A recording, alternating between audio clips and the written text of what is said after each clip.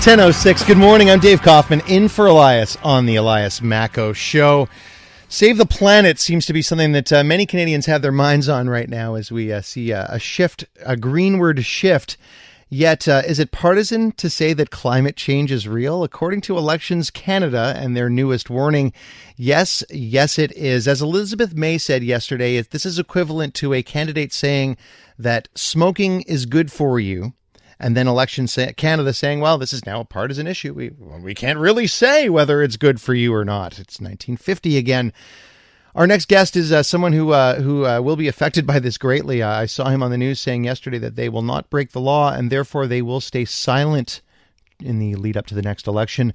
Tim Gray is the Executive Director of Environmental Defence Canada. Tim, thank you so much for joining us this morning. Hi, good morning. Good morning. A lot has happened since this story first came out over the weekend. Can you tell me how this all started? Yeah, it was, originally it was just us digging into making sure we could comply with both Elections Canada laws and Canada Revenue Agency laws as we track towards the election.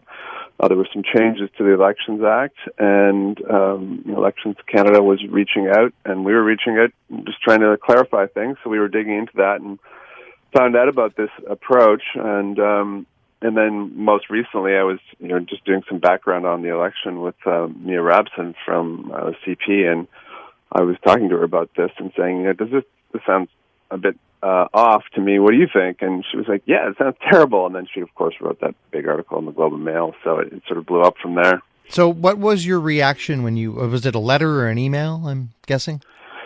Yeah, it was advice to a lawyer who we were working with, advice from Elections Canada to a lawyer that we were working with, that a way of looking at this to make it real was using this example of having Maxime Bernier, because they've taken this position that climate change isn't real, that saying climate change is real during the election would require registration and all of those things that go with that if you actually wanted to say that climate change is real during the writ period. And I just think that that's very problematic, that our elections agency is unable to differentiate between fact and fiction, and therefore makes it very onerous for organizations such as ours, who are charities, who can't be partisan, and forces us to be in a register, a role that is seen to be partisan, just to say that climate change is real, which seems extra burden on free speech, and actually deprives the public of really important information during a critical time when they're making decisions about who to vote for. Did you guys play any role in the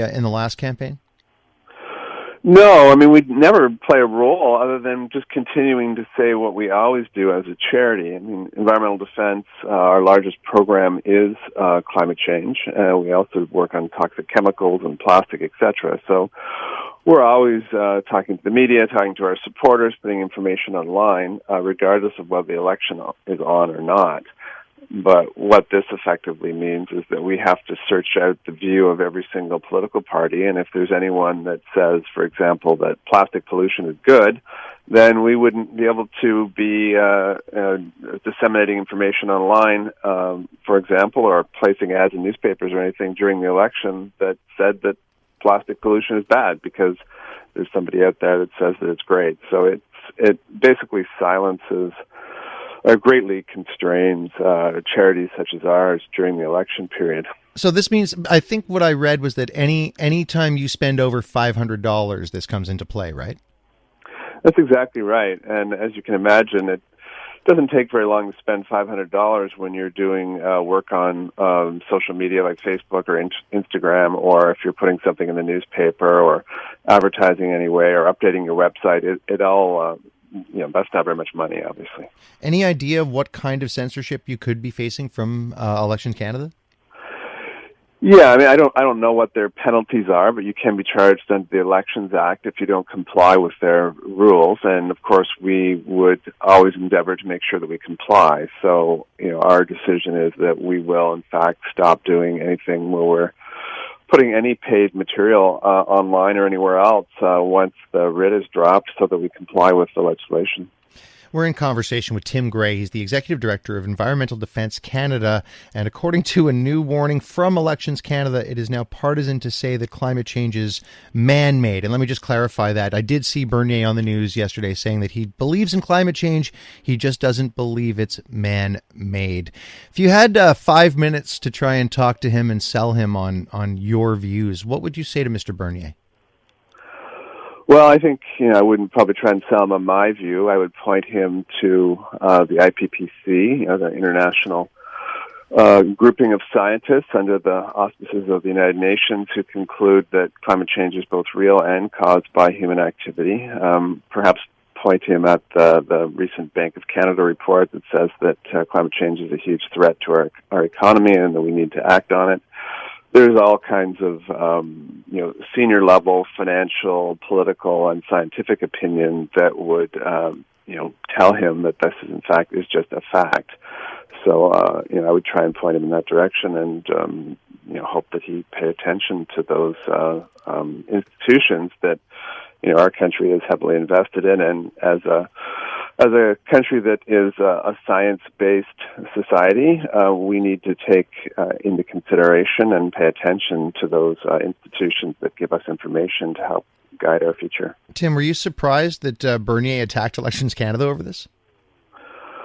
No, I'm glad that he agrees that fact-based information should be available to the public during election periods. I give him credit for supporting the ability of people that are bringing facts to the fore to have them put out there during the election period. Finally, do you think that Elections Canada is making a mistake? Yes, I think they need to look carefully at their own law and ensure that, in fact, it does require them to have people that are talking about fact-based information during the election to actually register. And if that is the case, then perhaps Parliament needs to look at the legislation itself in the next session. I'm assuming that there would be a legal recourse that you could take right now to challenge this, right? Oh, of course. I mean, if we had chosen to violate the law and were charged, we could fight that and et cetera. And perhaps someone will do that. We have chosen not to because we always, as an organization, move to or act to comply with the law. It's part of our requirement as a charity is to always be in compliance with the law. So that's the approach that we're taking, but an individual or another organization could choose to, say, buy a lot of ads, not register, and challenge the law that way. Well, if I ever have an opportunity, I'll sell you ads at under $500 so we can.